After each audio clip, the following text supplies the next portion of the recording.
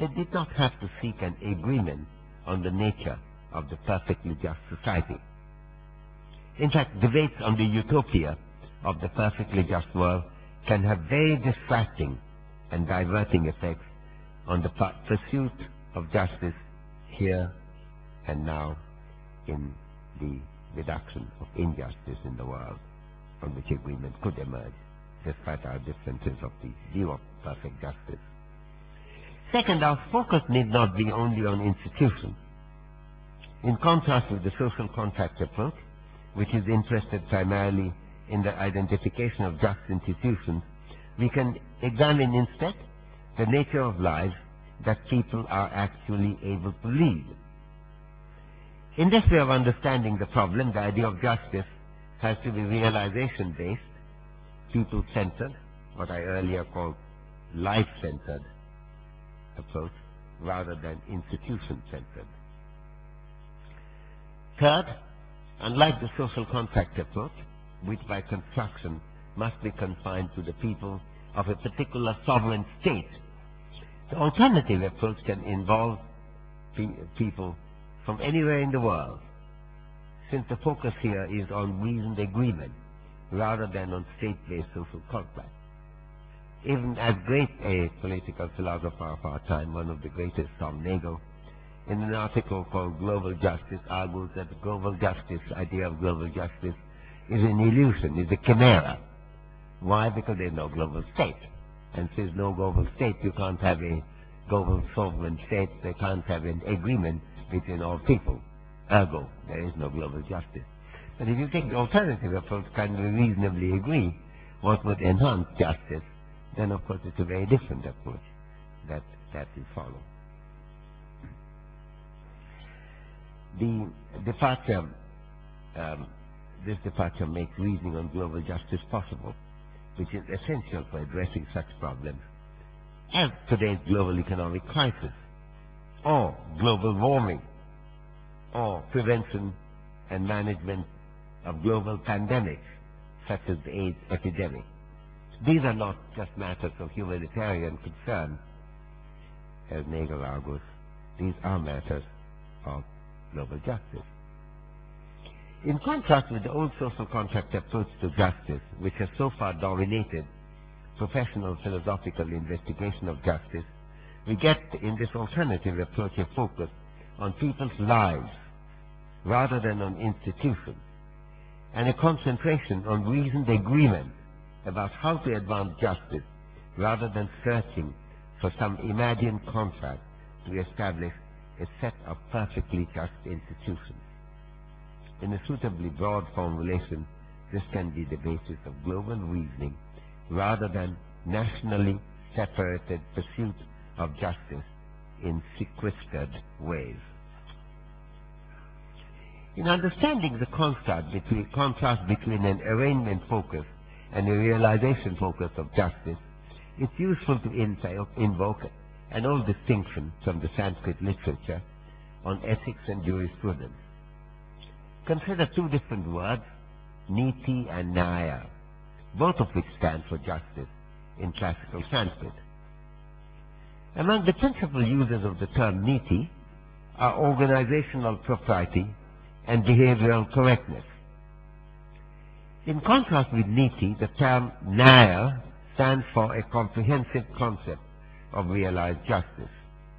In that line of vision, the roles of institutions, of rules, of organization, important as they are, have to be assessed ultimately in the broader and more inclusive perspective of nyaya, which is inescapably linked with the world that actually emerges, not just institutions or rules we happen to have.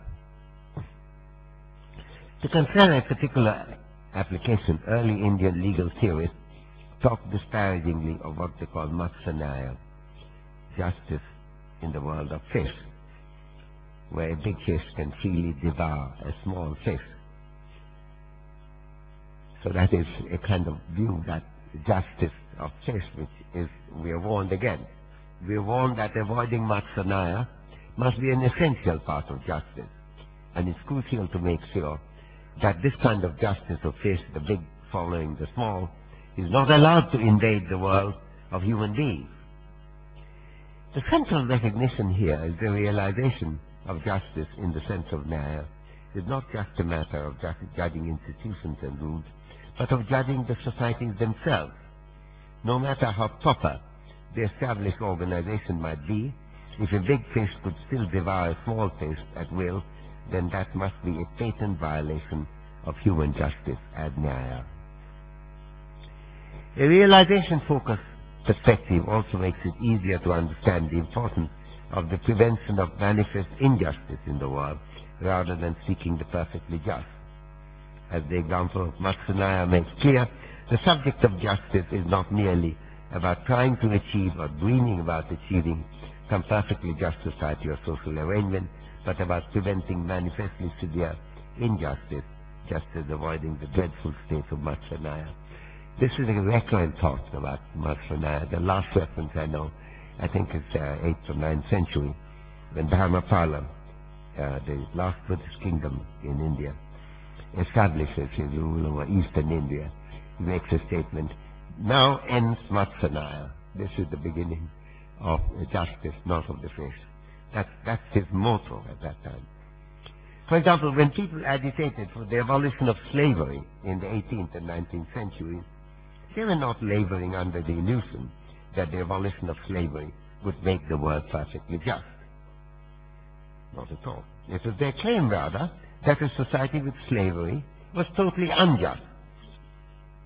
It was the diagnosis of an intolerable injustice in slavery that made abolition an overwhelming priority, and this did not require the search for a consensus on what a perfectly just society would look like. Those who think reasonably enough that the American Civil War, which led to the abolition of slavery, was a big strike for justice in America, would have to be reconciled to the fact that not much, indeed not anything, can be said in the perspective of the old social contract theory about the enhancement of justice through the abolition of slavery, since the Civil War did not make America perfectly just. We need a comparative approach that can identify the benefits from the removal of a particular injustice, even though the world after that removal would still not be, in any obvious sense, perfectly just. What are the consequences of changing the focus of attention from searching for just institutions to seeking the removal of injustice in the lives that people are actually able to lead? The question that immediately arises is how to understand the richness and poverty of human lives. The approach I've tried to pursue had largely focused on the freedoms that people actually enjoy. And this is one way of understanding the life-centered approach, which remains broadly in the tradition of Buddha's own line of thinking. This differs sharply from many other approaches to assessing the demands of justice, for example, looking for the fulfillment of certain formal rights that people have, whether or not these rights can be actually exercised, as institutional libertarians tend to argue for.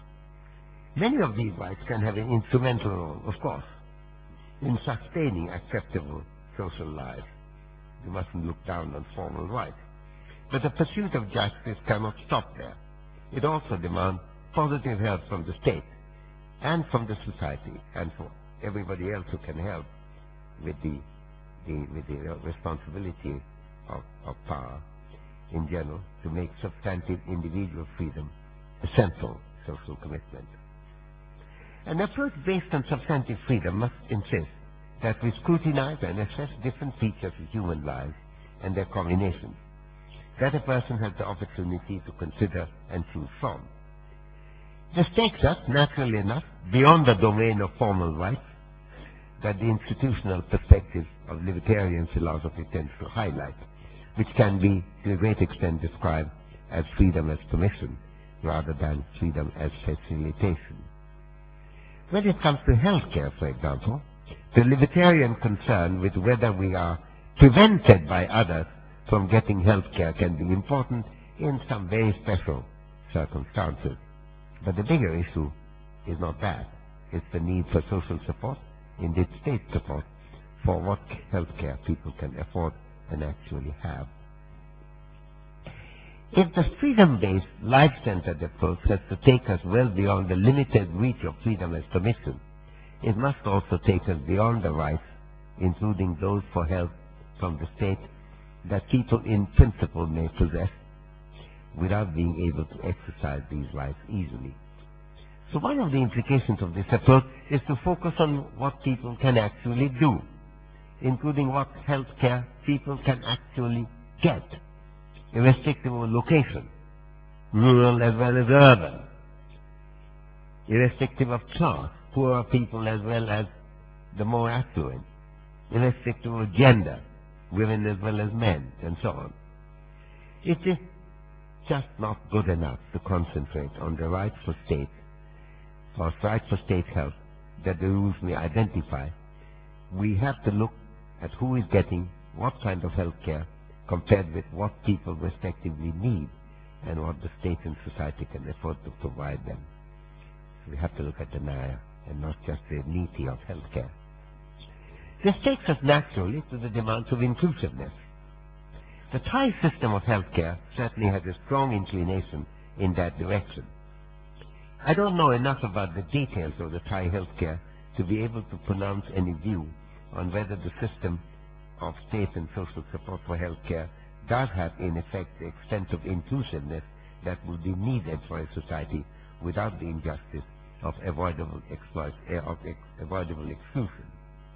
It is surely an issue to which particular attention has to be paid, and I don't doubt that the National Health Commission does do just that. A third concern is the agency of health delivery and the responsibility that goes with specific roles. A country with much difference between the rich and the poor, as we see in most countries in the world, including of course in my own country, or in this country, Thailand, has to ask questions on this constantly. Are the affluent doing enough, given their power and ability, compared with what would be needed to remove the identifiable injustices that characterize most healthcare systems? I'm posing the question rather than giving any answer, mainly because I do not know what the answer would be. But I would certainly like to know more about what the answer is and how any deficiency in this respect can be addressed and remedied. I've raised a few questions here, but a close study of the idea of justice I'm trying to present have many other implications and many other invitations to ask more questions which I do not have time to pursue. Given the time, I have to leave it there, but I hope this will be a continuous dialogue to which we should be able to come back in the future. The basic commitment, as I see it, is to use social dialogue to pursue the demands of justice, to come back to where the paper began, in a life-centered, inclusive, and widely responsible perspective. So I end by saying it has been a great privilege for me to be able to speak at the public forum, arranged very kindly by the National Health Commission. I end with emphasizing the centrality of public discussions of this kind. I was very impressed yesterday to attend the Thai National Health Assembly. In one of the central points I've tried to present in my book, The Idea of Justice, is the absolute necessity of public reasoning in advancing the cause of justice. Even the idea of objectivity in political philosophy, that's a broader point, but I'll just make a quick reference to here. The idea of objectivity in political philosophy as opposed to in science relates to the ability, I've argued, of a proposed idea or a proposed strategy of action to survive in public debate, since public confrontation cannot but be an essential part of overcoming the subjectivity that people tend to be influenced by, connected with class, gender, location, and other divisions of the society. So it has been an enormous honor and opportunity for me to have been able to speak at this forum this morning. I'm most grateful, and I end with expressing my deep appreciation. Thank you.